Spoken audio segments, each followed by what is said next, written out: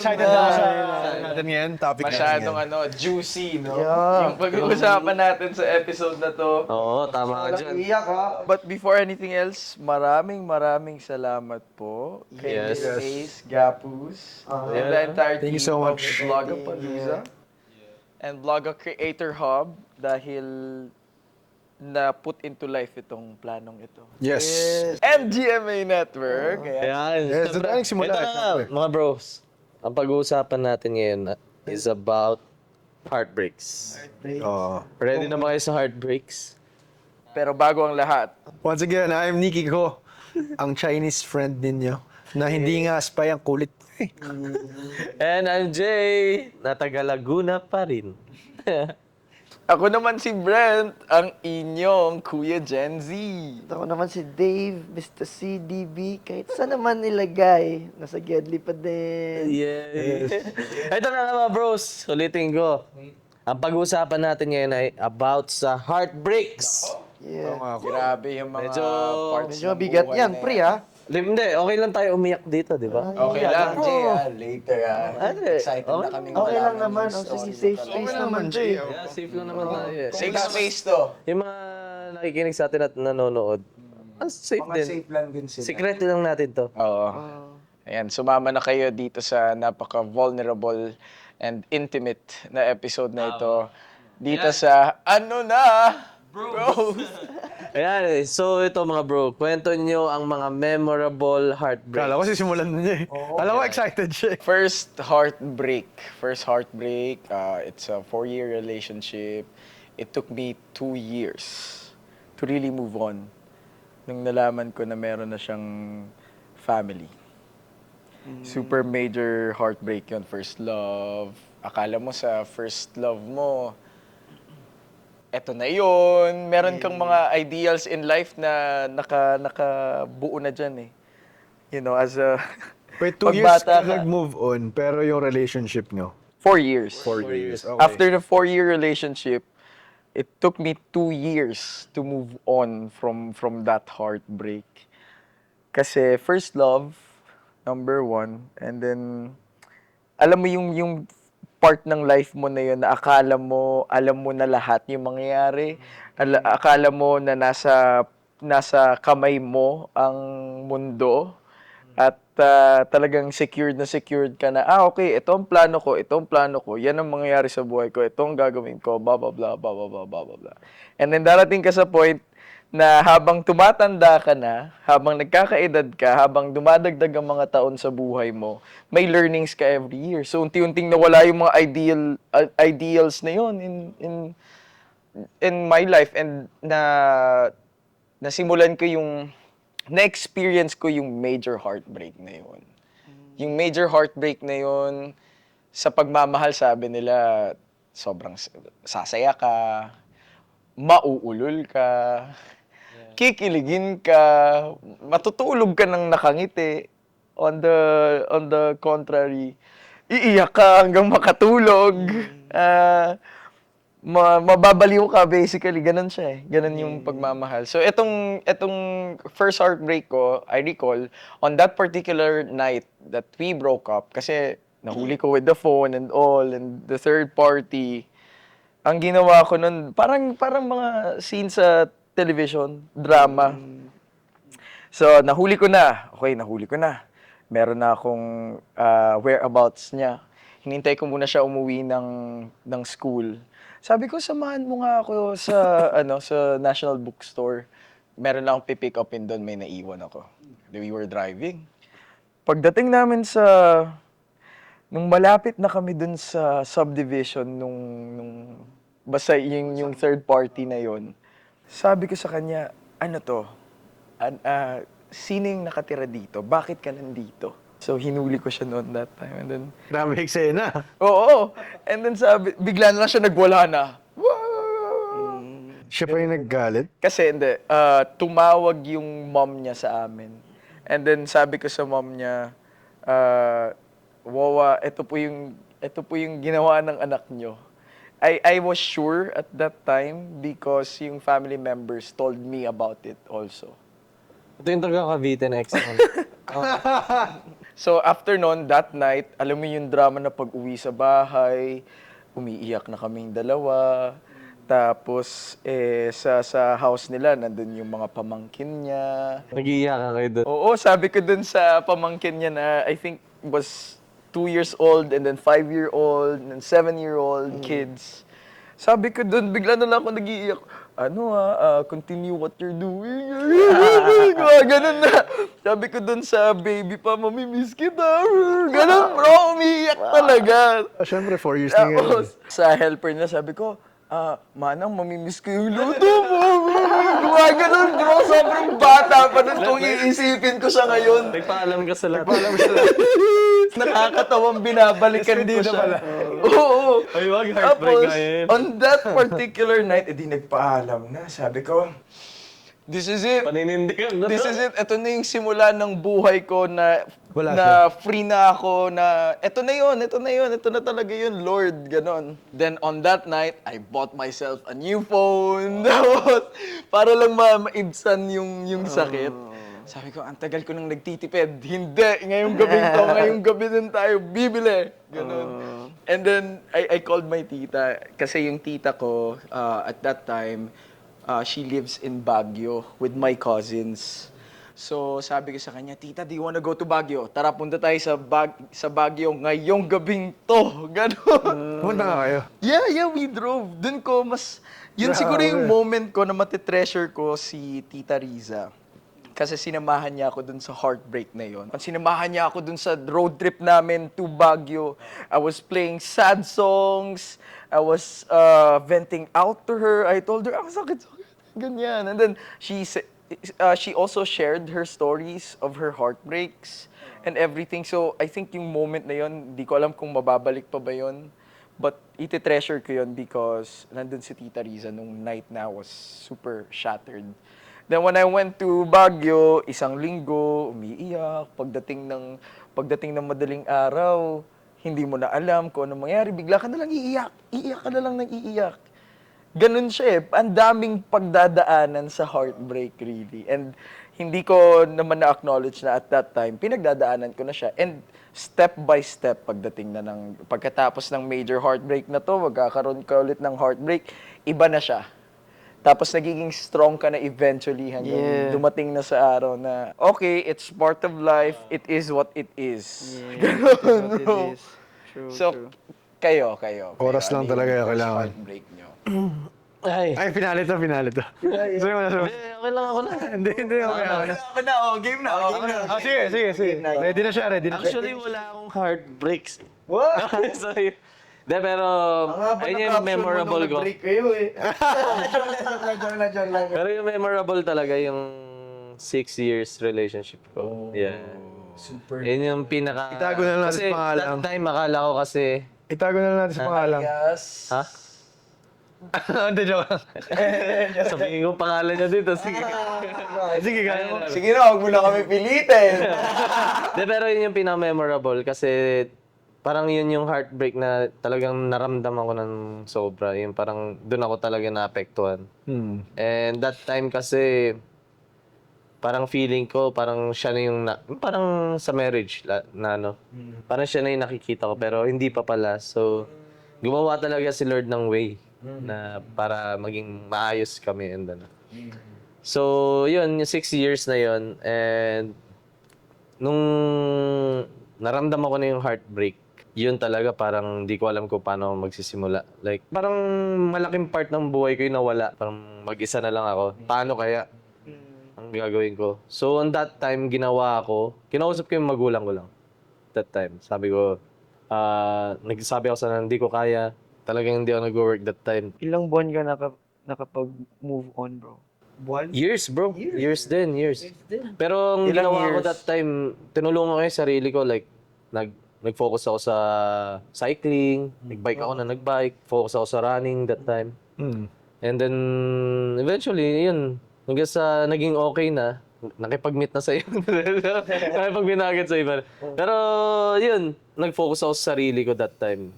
And, ano naman, mas parang nakatulong siya sa akin as a tao. Kasi ngayon, like, hindi lang siya yung parang hindi lang ako nakafocus sa kanya eh. Kasi dati, Yun lang yung mundo mo. Oo, siya lang yung ano ko, doon ako. Kasi Parang in yun yung love ko eh. priority mo talaga. Priority ko. Kumbaga nagising ka na lang isang araw, hindi mo na siya iniisip. Oo, parang ganun na ano na. Kaya nasabi ko sa sarili ko na, yeah, okay na, tanggap ko na. Pero yung grabe yung experience na yun na yung parang iyak. No? Kahit lalaki tayo, syempre may feelings tayo.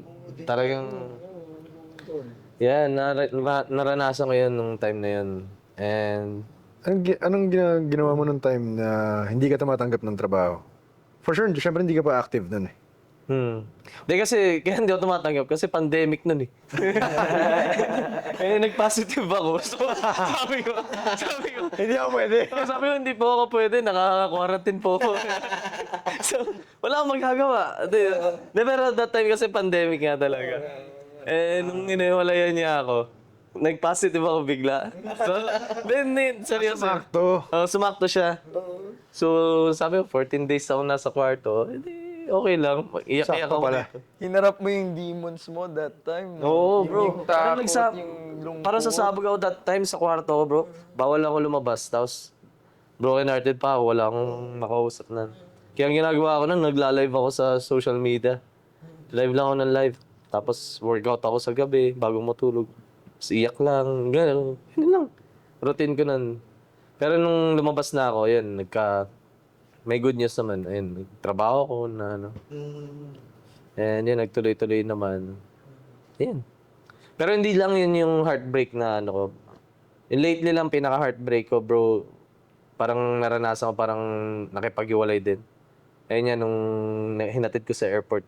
Every time na ihahatid ko sa airport yung partner ko ngayon. Ayun yung parang heartbreak na parang hindi ko kaya, bro. Parang ganun din, parang break up din, bro. Ano eh. Lalo nung first time mo siyang hinatid, na matagal siya maalis. Hindi. That time kasi okay pa kasi ine-expect ko na babalik pa siya eh. Pero this Ano time, last, ito yung pinakalas. ito yung last na hindi ko alam kung kailan ang balik. Hindi ko alam kung kailan kami magkikita ulit. Yan yung pinakamahirap na isa. Sobrang major challenge yun sa LDR. Kaya yun lang. Wow. Dasal lang tayo. Amen. And bro, I believe dyan sa LDR, sometimes depende din, no? May mga couples na nag-work talaga yan for them and to others hindi. One living testament is my half-brother. Yung half-brother ko, LDR sila ng asawa niya ngayon. Kasal na sila, may one baby na sila and they're happily living in Iloilo. And nakwento niya sa akin yung LDR na they will really put their efforts and time there. Kahit magkaiba pa sila ng time zone, kailangan ito yung gagawin nila. And it worked. So, I'm really, really hoping for your relationship Thank you, bro. to thrive and, you know. You know, yung heartbreaks kasi mag-heal din yun. Hindi naman permanent na Hindi nandun naman ka sa permanent. Yeah. sitwasyon na yun. Pero lagi mo lang siya maalala na, naranasan ko. Pagdadaanan siya ng bawat isa. Pero grabe yung Yung iyak mo na. Paano? Sige, paano yung mga circumstances? Bro. Ako, lalaki ako, pero when it comes sa mga ganyan na, no? Like yung... Tiklop ka, no? Oo, tiklop ako. Like, Parang bata. parang bumalik ako sa pagkabata na, ano. Kasi syempre, you know, yung memories niya together. And, ano. Ikaw, Nix, ano yung heartbreak mo? Yung 3-year relationship ko na nag-end siya, tapos siguro ginawa ko noon, nilibang ko yung sarili ko. Pero swerte ko rin kasi meron akong regular show noon. So parang nalagin ako sa work.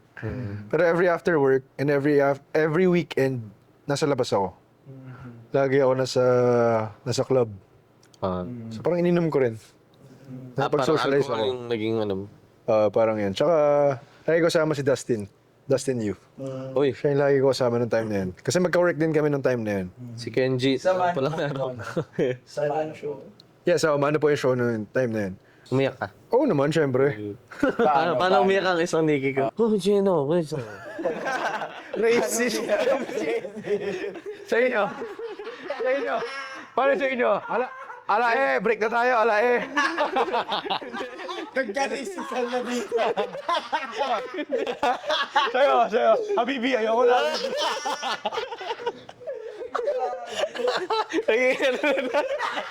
Sa'yo, hindi na kita gugma.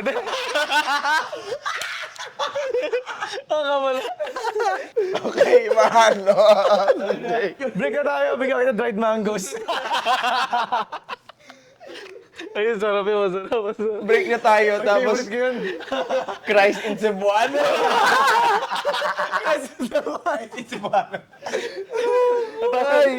Tama na. Next. Ayun, ayun ko. Nicky, gaano. Hindi, pinakamalala.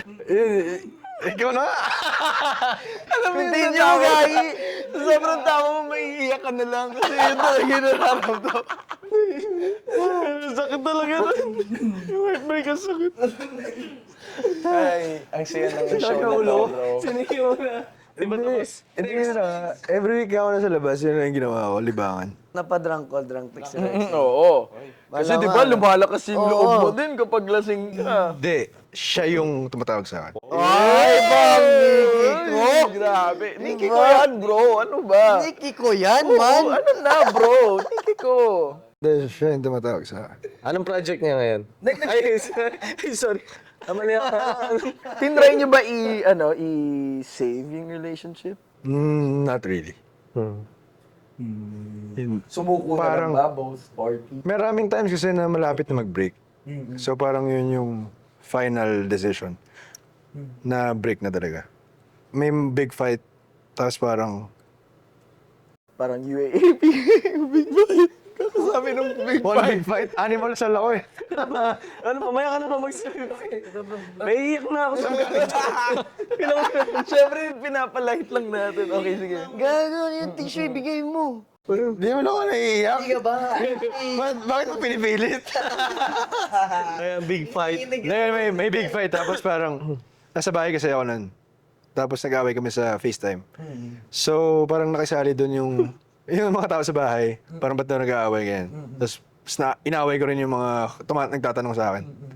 So, yun, parang, ayoko yung kung sino ako nung time na yun. I don't want that situation to happen again. So, parang, yun, doon ko nakita yung bad side, Outside. Yeah. ko with her during that time. So, parang, yun yung isa sa mga factors, bukod sa mga past factors, kaya nakapag-decide ako na to end it. So ako nag-end. In order na hindi ka na makapag-cause palalo ng harm to both, to you or to her, in-acknowledge mo yung that side of you and nag-decide ka, I think that's a brave move, bro. Kasi ganun yun eh. Sa pagmamahal, dapat tutulungan niyo yung isa't isa para mag-grow. And hindi dapat naghihilahan kayo pababa o sasaktan niyo yung isa't isa in any ways. Shout out to, sino yun? Sino yung sinasabi mo? Dinescribe mo eh. Sino? Nagsasabi lang ako ng general. Ay, in general, advice. Pag ganun talaga once na, kunyari, as tayo mga lalaki, once na may lumabas sa bibig natin and nasaktan yung isang babae, na talagang parang below the belt na, no? Talagang dapat, pag ganun, for me talaga, huwag na ituloy yung relationship kung laging nangyayari. Yep. Kung paulit-ulit na lang and ano. And ganun din, kung sino man yun, like yung pinag-usapan natin last time, kung may physical ano na, Oo, deal breaker talaga yun. ayun na talaga. Wala mangyayari. And, Tapos ang boxing, And lahat ng sinabi mo, hindi mo na mababawi yun. What's done sa is totoo yan, mas masakit pang salita kaysa sa yes. physical ano. Depende na lang kung si Manny Pacquiao yung Diba? Masakit yun. tapikin ka lang nun. Yeah. Oh, Dave, Ako, bro, ano heartbreak mo? yung heartbreak ko, madami naman ako na-experience na heartbreak. Pero meron akong specific na heartbreak na, itong heartbreak na to, nag-lead sa akin na maging playboy. Hindi nga nakalamang ganun. Loko ka!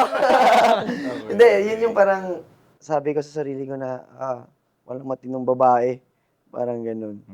Kasi itong ka-relationship ko before, nung ex ko na to,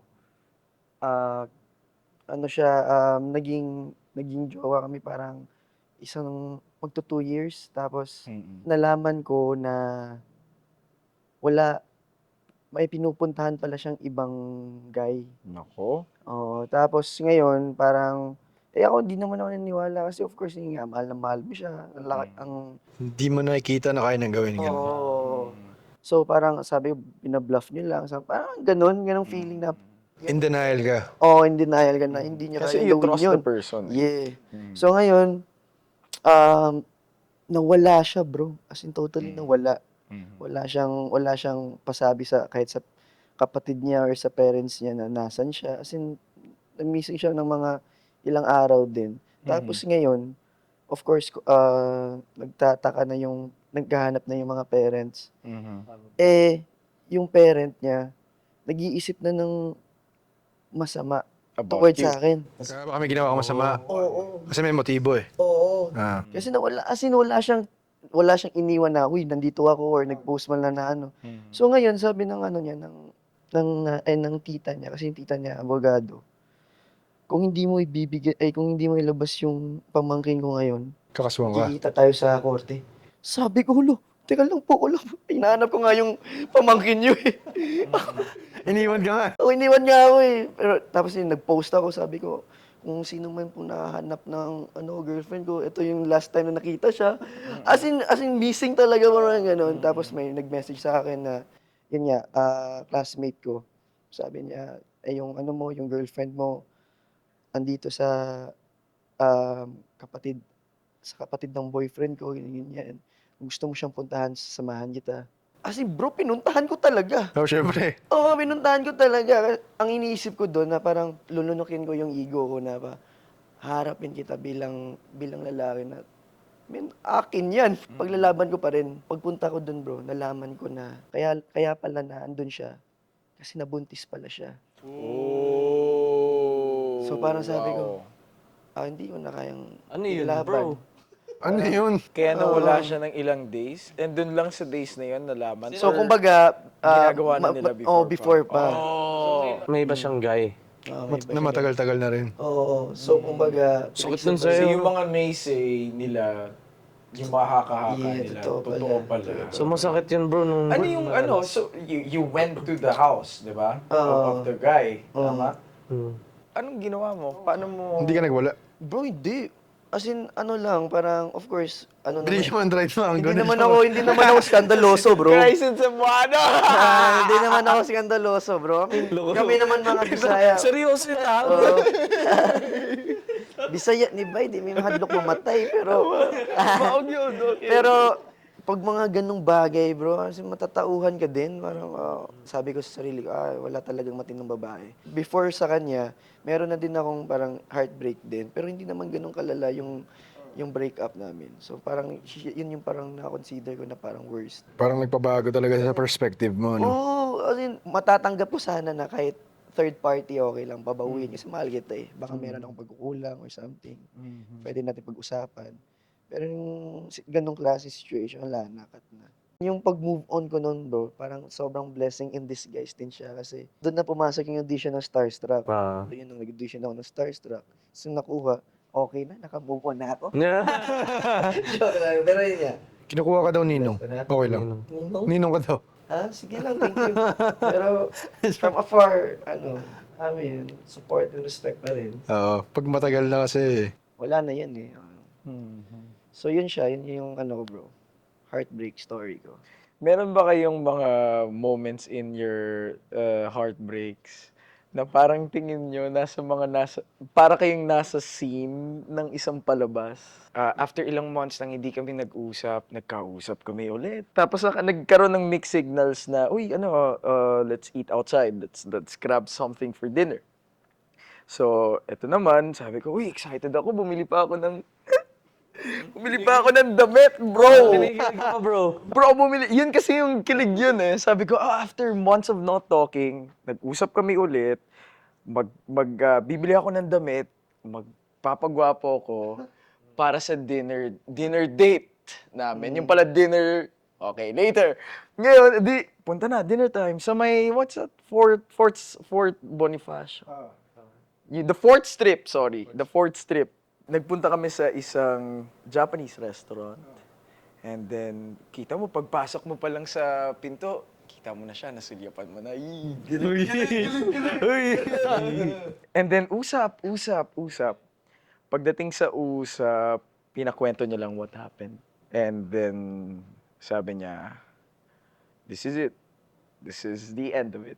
And then sabi ko, ay! Mali! Saan bili kong damit? Intention ko parang Taliwas. inisip ko na eh. Baliktad. Sabi ko, okay, thank you Lord, ma-reunite kami ulit. Magiging okay kami ulit. Dinner closure. Pagdating doon bro, nung sinabi niya na I don't want to continue anymore, I said, damn. Hindi ko siya matanggap nung oras na yun. And then naglakad kami. Kala ko naglumpasay ka nun. Ayoko.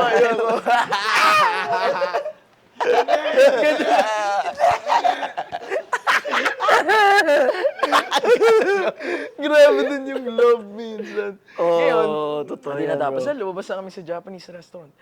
Naglakad kami sa may park. Sabi niya, bilhin mo na tayong ice cream. Bakit? Treat kita. Ha? Parang bata lang na, eto, pinaiyak kita, ito ice cream tayo. Sabi ko, ayoko. Magkasama pa rin kayo pagkatapos. Magkasama pa rin. Naglakad pa kami sa playground, ay sa park ng 4th Strip. Meron doon na area na yon. Bro, nagmamakaawa ako. I said, sige na, ayusin natin to. Ano bang kailangan gawin para maayos to? Ganun. Ayoko, hindi ko tanggap, Talo ko hindi. dito.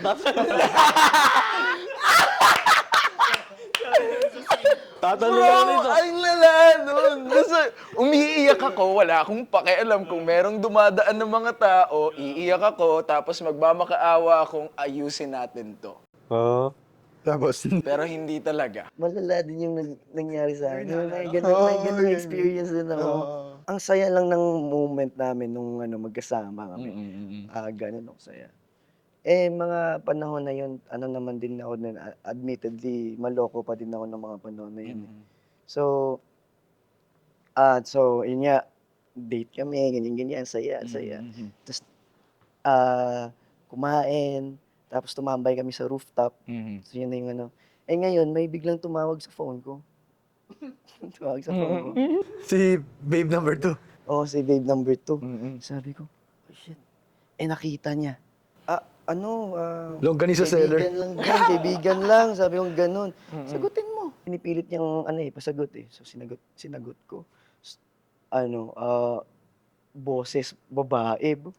Pumintig yung tenga. Nakikita ko na sa mukha niyo. May loudspeaker ba? Oo. Okay. Nanood speaker? So yung tono ay hindi friendly. Hindi siya friendly, hello. Saan ka? Mali bro. Dapat ang ginawa mo nun bro. Ba't kaya namin siya? Ngayon bro, so yun nga, parang just to make the long story short. So na-conclude niya, nakita niya na nagkakausap, meron kang ibang babae. So ako naman si tanga, si paninindigan ko to kahit kasinungalingan to. Hindi ka umamin. Hindi ako umamin. Oo. Hindi nga, wala nga. Ano ba pinagsasabi mo? Maghiwalay na tayo. Ginanon na ako. Yun na yung power niya, bro. Oo. Doon ako na Dapat dapat. tumitiklop ako pag sinasabihan akong maghiwalay na tayo. Oo. Bakit ka makipaghiwalay? Ano bang ginawa ko? Wala naman yan Ano bang ebidensya mo? Ilan din wala naman. Hinanap lang ako. Pero basta bro, I'm so stupid nung mga panahon na yon. Hindi ko naman parang... Pinagmamalaki. Oo, pinagmamalaki. Nakipaghiwalay siya sa akin, tapos gusto na niya akong maghiwalay na kami ng bahay. Tapos, basta ora-ora mismo, wala na daw talaga. Tsaka pinadama niya sa akin na wala na talaga siyang interest sa akin. Na from sobrang happy namin, tapos biglang ganun yung transition na... Dahil sa As in, tawag. malalang away, sigawan talaga sa rooftop, bro. Rooftop, buti kami lang tao dun. Oo. Ngayon, bro, sa sobrang nag-escalate na yung away namin, bro. Hindi ko na din ma-control yung Emotions. dominance niya. Oo na. Yan. Bro, umakyat ako dun sa papakamatay ako, matay na!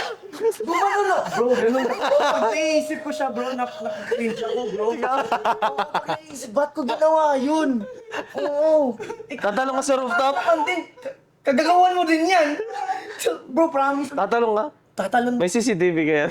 Oo, may CCTV doon po, may makikita niyo mga nagawa ko doon, bro. Kasi sabi, tatalon ako dito, tatalon ako. Gagawin na talaga ako, bro. Sa ano? Sarili. So, oo, sa may, ano na talaga Sa siya. ledge? Oo, bro, ano na talaga ako. Sabi niya. Bakit di mo tinuloy? Sabi niya, sige. Bro, hindi ko kaya! Na ano ako, nung bumalik ako sa katinuan. Putang ina na ginagawa ko dito. Ano to? Ano to? Eh, nung gumano na siya na, ano bakit siya doon? Na ako, okay, fine na. Okay na, okay na. Effective. Ang galing. Kaya pala. Pero pag iniisip ko siya, bro, napaka-pussy ko noon. Bakit ginawa yun? As in, I mean, kaya Desperado ko na kasi. oh man, oh man. Tsaka parang feeling ko din, kaya ako din siya ginawad para mapagtakpan nyo lang yung... Oo. Para ma-prove mo na Pero yung, Hindi pero talaga. yung ginawa ko na out of ano na din siya, bro, na parang, of course, andun na din yung mahal kita, nakipag-break ka sa akin, yung kaya. Parang ganun. Pero sa kagagawan ko din yun. Alam mo yun? So yun siya, yun lang siya. mas teleserye niya sa kanya. Oh, no. Pero pag iniisip ko yun, cringe na lang kung hindi ko na ulitin yun. First and last yun. Sa akin parang mala Bea John Lloyd yung iyakan sa park.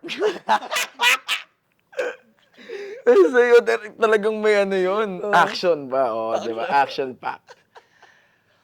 Kaya naman, eto pa, bro, kung may heartbreak sa significant other mo, meron din namang heartbreak na malala din. And yan ang friendship heartbreak. Minsan nga mas masakit pa yan. We know for a fact na people come and go. Yeah. Merong mga taong magsistay sa buhay mo, merong mga seasons lang, merong mga nandyan talaga till the end of time. Over the pandemic, so I have a best friend whom I grew up with high school pa lang, first year high school till college days, magkakasama na palagi. Hanggang ngayon, hanggang nung 2022, hindi na kami nagkahiwalay. During the pandemic, yung mga friends from the village, naging friends kami. Tapos, inseparable na. As in, every day of the pandemic life, for sure, ang dami din nating na-experience noon that time. We live in the same village. Nagkikita-kita kami every afternoon to hang out, to do something else. Kasi nga, di ba, takot yun eh. Takot na may contact ka sa ibang tao. So, edi kayo na lang na nandito. Kayo lang yung contact nyo, yun. Naging super close kami and may mga shared experiences in life. Meron ng parang susikin na rin yung levels. And then nung unti-unti nang na-lift yung pandemic, may bumabalik na lahat sa jobs nila. In our case, wow. Shit. Deep. In our case, nung nag-lift na yung pandemic, unti-unti na, nagkaroon ako ng idea. Sabi ko, instead of us doing this every day and not being productive about our lives, what if humanap tayo ng bagay na pwede nating gawin that will generate income for us, extra income, or i-leverage natin tong mga ginagawa natin ngayon since trip din naman natin to. I won a competition. Ito yung Live in Rockwell campaign. Live in Rockwell campaign. It's a 7-day campaign by Kumu. So yung winner ay makakakuha ng 1 year rent-free in Manansala, Rockwell. I joined the competition, I won the competition, and then I asked my friends from Cavite. I told them, come join me. So, bali yung ginawa namin sa Manansala, para namin ginawang, may napanood ako sa Netflix, bro eh. Ito yung, alam mo yung mga social media stars sila sa TikTok. Yung That House sa Netflix series. Tapos gumawa, kuwari sa brand ko, makikipag-collaborate with brands. So, gagawa lang kami ng content about it. Yun yung original plan. So basically, to put it in a nutshell, bros, we started something. We started doing a business together as friends. But then over the course of the time, nagkaroon ng maraming misunderstandings, nagkaroon ng major challenge, and then sobrang bigat nung nangyari that caused us to break up. Pero kasi sabi nila, wag ka makipag-business Totoo yan. sa akin. Kaibigan mo. Totoo yun. Unless mag-i-invest lahat. Unless klaro lahat. Pwede yun. So yun Pero hindi kasi, hindi kayo nagkakalaruan kaya Hindi nagkaroon ng Hindi kasi madalas na halo yung personal relationship sa yeah. business. Dapat hiwalay. Sobrang sakit nun kasi ang goal mo naman is for everyone to win. yun eh. Ba't hindi mo sabi sa camera? Malay mo. Oo nga, marami mo Ah, nakikinig siya. sige. Kung mapanood nyo man po ito in the near future, I just want to know that I thank you guys for that time no na we were together, and yes, I understand it had to happen dahil meron itong tinuro sa ating lahat. No To posing mo me, to everyone, yung friendship na nabuo natin over the pandemic, and yung mga dreams and aspirations na hindi ko magagawa yon kung hindi dahil sa inyo. Legit, bro. There's no other way to say it. Kasi, Sama-sama kayo dun eh. nung na-build yung idea, Kakasama kayo. magkakasama kami. Magkakasama kami. Namimiss mo sila ngayon. Of course. There are days when I will encounter challenges, and then maaalala ko yung, ay, ito si ganito. Ito yan eh. Ganon siya. But then, you had to end the friendship because, I don't know. I think to me kasi the trust once it's broken, it's really, really hard to bring back. And I know there are three sides of the story. My side, their side, and the truth. But kung meron man ako na lapse on my end, I acknowledge it. But please know, dun sa friends ko na yun, na I really did try my best. I did my best. But I guess my best wasn't good enough. And it's hard. During that time na I recall nung araw na nakuha ko tong endorsement na to, bro. Nagsushoot kami in Laguna, nakuha rin nila yung account na to on the other side. So nasa south ako, nasa north sila on the same day. And heartbreaking, may goodbye message na sa friends na, hey, it's okay, it's gonna be okay. But then yung bigat na yun, bro. They say, that's when I realized na people come sa seasons, may nilagay dyan para turuan ka ng lesson or Yeah. maging blessing. Ganun lang ang buhay, I think. Weather lang. Your friendship, Jay, how was it? Wala akong masishare eh, kasi mga friends ko, Buo pa rin naman kayo. buo pa rin eh. Hindi naman ako nag-ano ng sama ng loob. Yung parang wala akong parang sama ng loob sa kanila kung hindi nila na, kunyari minsan hindi sila nakakapunta sa ganito. Or, parang wala lang. Like ngayon, mga friends ko dito sa industry, di ba? Okay na sa akin kahit minsan busy kayo or ano, wala kayong time na ano. Yeah. Kumbaga, kami ang iyong mga low maintenance friends. Oo, di ba? Parang, yeah, pero laging nandiyan lang, isang message lang. Minsan nandiyan naman kayo. Sumuporta. Kahit ayoko nandito kayo, di ba? Magkakasama tayo ngayon, di ba? Yun naman, ano. Well, that's inspiring. Good story. Di ba? also, di ba? Sa akin, nag-cause siya na mawala siya sa group namin. Pero hindi siya directly sa akin nagkaroon ng kasalanan. So sa isang kaibigan namin, this guy Yeah. went for an internship sa US. Tapos, nung umuwi siya, meron siyang pasalubong. Yung pasalubong na yun is ibibigay niya sa isang babae. Tapos yung babae na yun, ex nung isang barkada namin. Na most recent ex. Na halos kakahiwalay. Or pahiwalay pa lang, parang ganun. Parang bro code. Oh, bro code. Sinira yung bro code. Yeah. Tapos, lagi pa namin kasama yun since grade 5 hanggang college. Anong pangalan? Nakabanding namin yung girl na yun. Buo pa kami. Oo, di ba? Tapos magiging parang labo. May ganun, no? Pag meron kang pinalit na someone inside your circle, tapos reluctant ka towards that person, tama nga, yung minsan yung gut mo na rin yung magsasabi sa'yo na there's something wrong. In my case also, bro, when that particular person joined the circle, bro, gumanon. I swear. May mga sinabihan na ako nun na, hey, I feel iba yung nararamdaman ko towards this person, but okay, I'm just putting it out there. And true enough, when it happened, shurung. Pero ang ayaw namin doon, hindi rin siya nagpakumbaba. Oo. Hindi niya inamin, ay, hindi naman niya aamin kasi alam na namin. Hindi niya in-acknowledge na mali yung ginawa niya. Oo. Parang pinaglalaban pa rin niya yung side niya. Ngayon sila pa rin. Hindi siya naging Yata. accountable sa Sila pa rin? mistakes niya. O yata eh. Hindi siya naging accountable sa mistakes niya. Hindi ko, wala na ako masyadong balita kasi. Pero parang Ano ang pangalan kasi ako na makikibalita. Ano pangalan na? Total mga chismis. Sa amin naman, parang tinrato ko siya parang bilang brother talaga. Kasi ano siya eh, kababayan ko siya eh.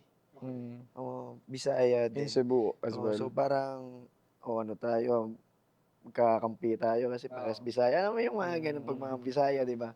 Itong guide na to, ano din kasi ito eh, parang laging demotivated.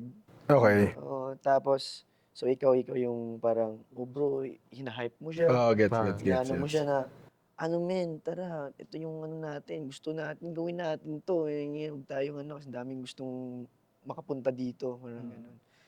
Tapos, iti-take for granted lang natin. Parang ganun. So, parang kailangan mo siyang i-push. Oo. So, ngayon, yun yung parang ano namin, yung relationship namin na, sige, ano tayo bro. So, ngayon, nung may nagkatrabaho na ako bro, pag mayroon na akong sweldo, pag nagsha-shopping ako, pinagsa-shoppingan ko din siya. Okay. Oo. Na parang, oh bro, ano tayo, libre kita ng damit para meron tayong damit para sa mga kung ano naman racket na pupuntahan natin, ganyan. And yun nga, basta para ko na siyang Kapatid na. kapatid na talaga, parang ganun. Yung heartbreak ko naman sa kanya is parang yung betrayal ba, na I wasn't expecting na gagawin mo sa akin yan, Oo. ginawa mo sa akin yan, parang ganun. Ang ginawa niya? Ano bro, ang nangyari sa amin nun, ay may mga ano na pala, may mga parang haka-haka na rumors na nagsasabi sa akin na, ay sabi ni ano, sabi daw ni Ganyan. ng guy na 'to, ano ito yung ginawa niyo parang yung mga details, totoo yung mga nangyayari. So parang ang dating nilalaglag niya ako, parang gano'n. Parang sabi ko, "Ha? 'Di nga." Pero sobrang accurate ng sinabi ng ni-report sa'kin. Pero inaano ko pa rin siya, tinitignan ko na, Hindi naman, 'di totoo 'yan, 'di mangyayari 'yan." So ngayon, sa daming nangyayaring gano'n na naman dumadating sa akin, na parang feeling ko, sinisiraan ba ako nito, parang gano'n. So kinonfront ko siya, sabi ko sa kanya na, "Bro, may problema ka ba sa'kin?" Mga ganyan. "May nakuha akong ano, balita na ano, first, bukas ako sa'yo, mahal kita. Ayoko naman ding mag-conclude lang, gusto kong mag-open sa'yo. Maiintindihan ko naman yung pag-uusapan natin." Ganyan. Eh, dininay niya, sabi niya, "Hindi bro, wala akong sinabing gano'n." But are you 100% sure that Na, what you knew was real naman? Di bakit lalabas yung information na yun? Sa kanya, siya lang may alam nun, parang ganun. oo, siya lang yung may alam nun. Ay, ito yung kasama mo dati lagi. Sinabi niya sa akin na hindi daw niya ginawa yun, wala daw siyang sinabihan na ganito, ganyan. Inano ko, parang tinanggap ko talaga, okay, tiwala ako sa'yo. Eh, may isang tao na talaga nagsabi sa akin na imposibleng magsisinungaling siya sa akin. Kasi maano na, ano namang makukuha mo? Bakit mo sasabihin sa akin yan? Parang ganun. Tsaka malaki din yung tiwala ko dun sa tao na yun din eh. Na nagsabi sa akin na sinabi niya sa akin, "Oh, hindi ka makapaniwala kasi yun nga, tinuring mong best friend, pero yung best friend mo nagsabi niya. Siya pa mismo naglaglag sa'yo. Okay. Tapos, kinonfront ko ulit siya. Sabi ko sa kanya na, bro, mapapatawad naman kita or ano. Gusto ko lang maging honest tayo kasi nag-invest ako sa'yo, bro. Tinuring kitang kapatid. Parang Laki gano'n. ng gastos ko sa'yo. Loko, hindi. Feelings. Nag-invest ako ng palalig, bro. Na yung bro, exactly, bro, yung tiwala ba? Kumbaga, ikaw yung mga nakukuha mong info or reports nung una, hindi mo siya Hindi mo siya papakinggan, of mapakinggan course. kasi yung tiwala eh. Eh, nung Yes. na-confirm mo na parang, ang And sakit. time will tell, pare. Oo, time will tell. So parang sabi ko, yung betrayal na yun, bro, yung tagus talaga. Tsaka first time ko makaranas ng ganun, bro. Mhm. Na galing sa tropa. Na parang, Sakit, no? naging mabuti naman ako sa'yo, bro. Parang, Sakit, no? yeah. Pag tinalo ko ng tropa, sobrang sakit siguro. Oh, man, masakit din yun. Masakit din yun. With the relationships, let's say, yung other, significant other mo, alam na natin yung process ng heartbreak na yun kung maghiwalay kayo. Pero ito siguro with the friendship heartbreak, hindi siya papasok sa isip mo the first time na magkakaroon kayo ng encounter. Maghihiwalay din naman kami nitong kaibigan ko na to. Hindi ganun eh. Palagi ang nasa isip mo, makakasama ko to until the end of time. Or until magka-asawa't anak ako, kasal ako, ito yung mga yugto ng buhay ko, kasama ko sila. But etong mga nangyaring to, ma-experience mo yun, hindi mo lubos akalain and hindi ka prepared na yun pala yung mangyayari. Yeah. It's sad. Pero that friend of mine, bro, hanggang ngayon, tropa ko pa din. I mean, wala naman akong grudge o wala naman akong ano. Yeah. Pero alam mo na yung limitations. Tanggap ko naman din na baka hindi mo makayang aminin, hindi mo kayang sabihin sa akin. Okay, ako nang mag-adjust sa'yo. Pero alam ko na kung saan yung relationship na lang natin or yung friendship natin. Hindi na tulad nung dati. Alam mo, bro, meron din akong realization about... Nakawang sa pared. Kapit lang, bro. Ayun, kapit lang. Alam mo, may realization din ako. Sige na, kapit ka na para maalala. Merong, kuwari sa friendship, may times na ako, pag nagkaroon ako ng hindi pagkakaunawaan with that friend, I usually, I go out. Lalayo ako doon, magdi-disengage ako sa friendship na yon. But instead of solving it, di-distance na lang ako. Ang ending nun sa other person, bakit bigla na lang siyang nawala. And then I realized along the way, it's a pattern or a habit that I was doing, and it goes deep a long way. I think we have to mention the traumas of whatever it is that happened in your life that na lumabas ngayon sa present life mo. And then when I acknowledged it, na ay teka, pagdating sa friendship, kung magtampo ko sa'yo, hindi kita kakausapin, bahala ka dyan. Ganon siya before. And then when I acknowledged it, hindi yun yung best way, I think. What I learned was, kapag nagkaroon kayo ng hindi pagkakaintindihan, try to resolve it as kung kakayanin mo. And kapag hindi talaga, kunwari, your friend did you wrong or you did wrong to your friend, kailangan nyo mag-come into terms, acknowledge it, and then, depende din, no? Tama ka, depende. Kung gusto mong ayusin o gusto mong just to let go of the relationship, the friendship. Depende sa level talaga. Ito naman, heartbreak sa work. Daming beses. Oo, dami na. Daming beses, no? Sige nga, Jay, heartbreak sa work. Heartbreak sa work. Example, before, may work daw na ano. Daw. Yun daw na yun. Yeah, merong isang project. And then, parang, hindi pa naman nag-start yung taping, pero ano. Then malalaman mo na parang iba yung Treatment. Pero okay naman sa akin yun. Hindi siya yung as a heartbreak na ano. Kasi sa work natin, ganun talaga eh. Di ba? Acceptance. Acceptance. Mamanhid ka na lang. Oh, manid na. Bukod nga dun sa mga napapalitan ka sa roles, meron ako recently na nagbasa na kami ng script, pinlano na namin kung anong gagawin namin sa taping day. Tapos biglang hindi matutuloy yung certain project. Wala. Meron ng ganon. Pero yun nga, tulad ng sabi ko, manhid na tayo sa ganon. Tapos yung mga, pag pinitch ka sa ganitong role, standby ka lang, tapos parang the night before, malalaman mo. Parang nagre-reklamo na si Rex. May ganon. Tapos,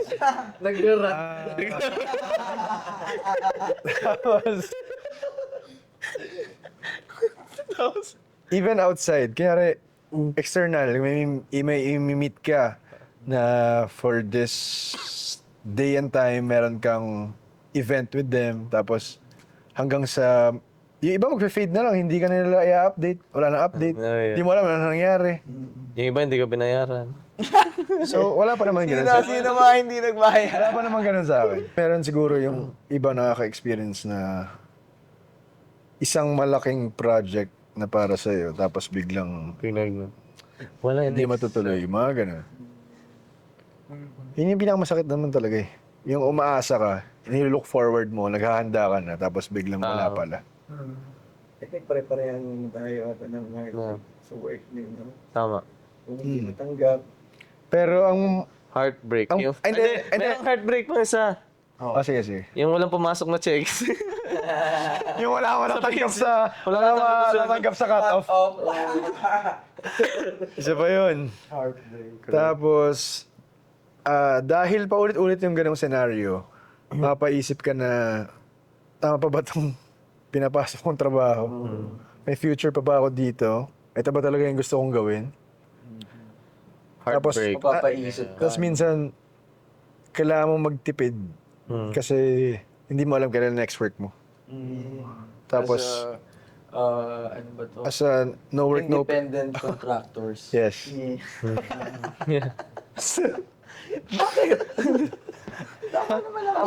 Yes, I agree. Pero, yeah. Isa pa siguro sa heartbreak sa work natin, siguro yung sabihan ka na hindi ka na namin i-renew. Yeah? Sakit yun. Wala pa naman, no? Oo. Grabe yun. Siguro isa sa heartbreak, pero, yeah. Lalo na kapag You need to matagal, accept it. pag matagal ka na sa industry, Yeah, na-enjoy mo na talaga and sanay ka na doon ka na. passion mo na talaga. Oo, kumbaga doon ka na umaasa ng... Okay na tayo. But I think in whatever you do, kung gusto mo talaga yung ginagawa mo, may mga times din na sasabihin mo, tang ina, ang hirap mong mahalin. Hirap mong mahalin. Lalo na pag hindi in favor sa'yo for the longest time. Pero eventually matatanggap mo siya eh. I recall nung early years ko into entering this industry, our industry, the entertainment industry. Nag-audition from Cavite, mag-go-see ka sa Makati, papasok ka sa iba't ibang mga opisina, and then mag-smile ka sa harap ng camera, sasabihin mo yes in different emotions. And then, mag-aabang ka pagkatapos kung anong sasabihin nila. Kung anong desisyon pagkatapos mo mag-audition. Many times, not many times, all the time na mag-o-audition ako sa isang commercial, hindi ako natatanggap.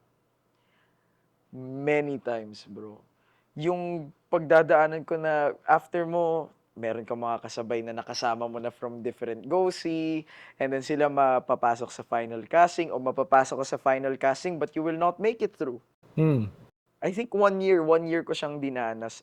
Ang sakit-sakit na mako-compare mo yung sarili mo na, teka, ano bang kulang sa akin? Nagawa ko naman yung yes, nagawa ko naman yung tamang smile siguro. Pero bakit hindi pa rin? Ang sakit-sakit nun, bro. Natatanungin mo sa sarili mo, ano ba yung pamantayan nila para makapasok ako? Ano ba? Paano ko ba gagawin to? Pero hindi pa rin. Tapos maraming times, iti-test ka ng pagkakataon kung kaya mo ba to. Iti-test ka ng mga situation kung kaya mo ba to. And then eventually, tama yung sinabi mo, Nikki, na at one point, mamamanhid ka na lang dahil nasanay ka na doon sa mga rejection na naranasan mo all the years. Alam mo na yung sasabihin sa'yo. Alam mo na yung linya nila na kapag, sige, tatawagan ka na lang namin. Alam mo na yun. Ganon.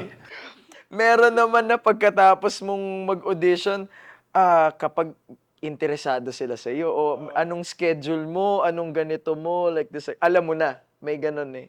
Pero hindi sobrang naging mahirap yung ano na yon, yung journey na yon Yeah. para mamanhid tayo and tanggapin na ganun talaga.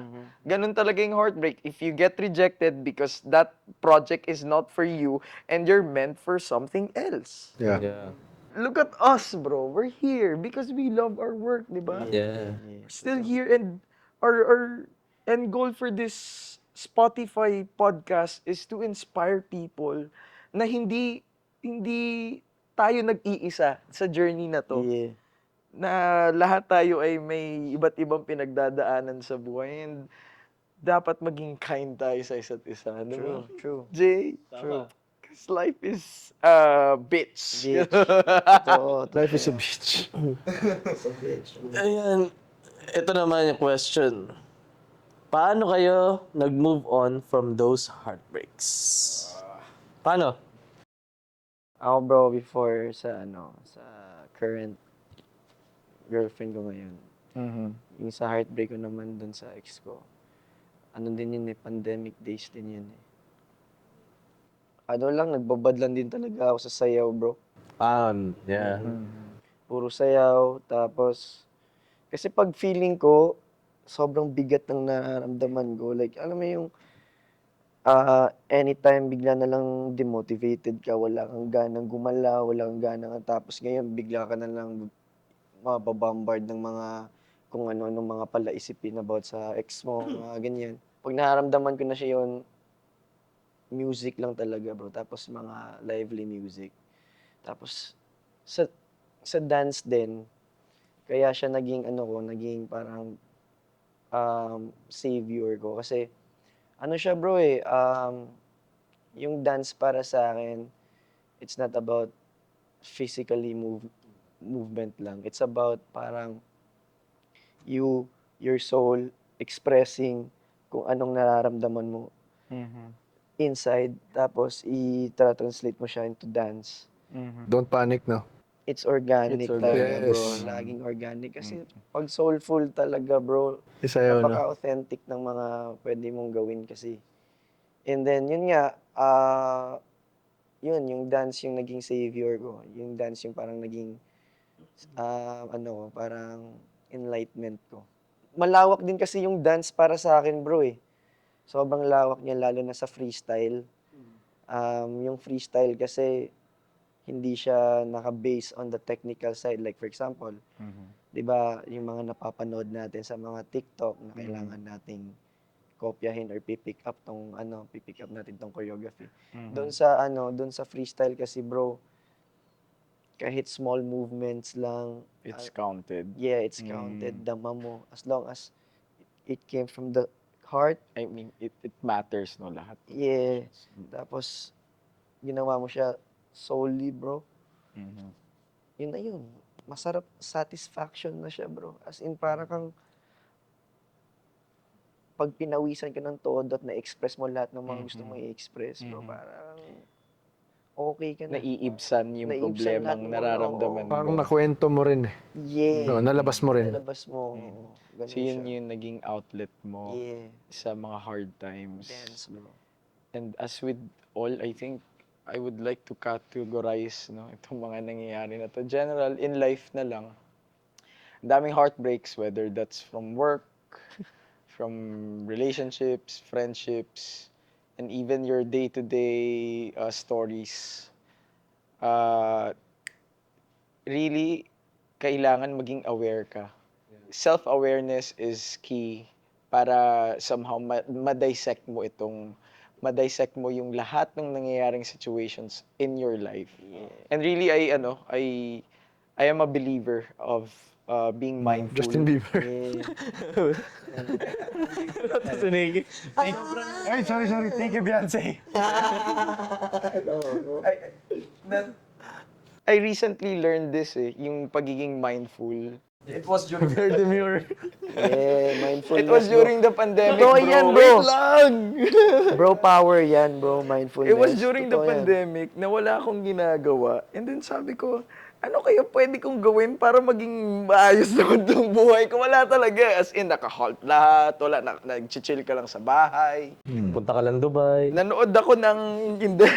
Nanood ako ng random video sa YouTube. Sabi ko, how to become like this. millionaire. Mga ganun. Alam mo yung mga live videos. So Motivational, random. mga ganun. Random, may pinanood ako, meron daw effective sa kanya na ginagawa siya, bros. Pagkagising niya sa umaga, iinom daw siya ng tubig, 1 glass of water because you're dehydrated bago ka habang natutulog ka.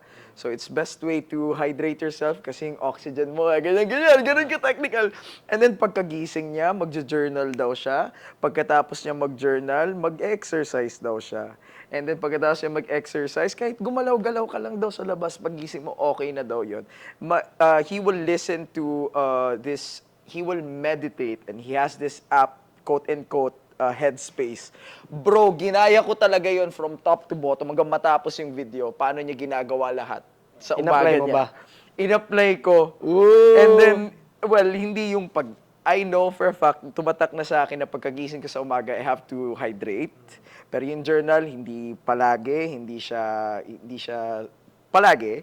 But the meditation, bro, oh my God. Parang yun yung sinabi mo sa akin before na, Yes! Oy, Jay, subukan mo to. Kasi alam niya, broken-hearted ako eh.